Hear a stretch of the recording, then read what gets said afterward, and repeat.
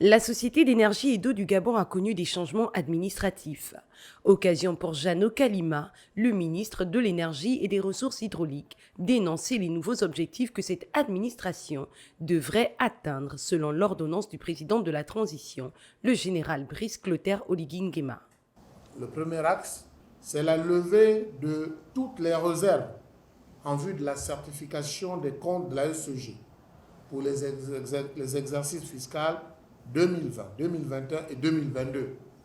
En 5, l'accélération de la mise en œuvre des projets structurants en cours, à l'exemple du projet Mbomo, pour améliorer la desserte en eau dans le Grand Libreville.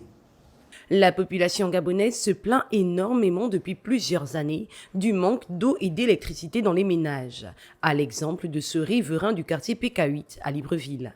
Ce que je réclame pour le Gabon, ce n'est que de l'eau et le courant. Face à cela, un accent particulier a été mis sur les besoins des Gabonais. La participation active de la SEG dans les discussions des projets développés en partenariat public-privé. En 7, l'intensification de la lutte contre toute forme de corruption et de collusion avec les sous-traitants et autres partenaires extérieurs.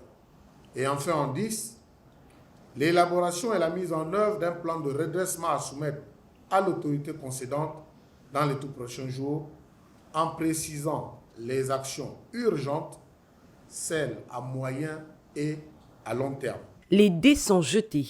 C'est désormais au directoire de la SEEG de relever le défi et de prouver que cette administration peut répondre aux attentes de la population gabonaise.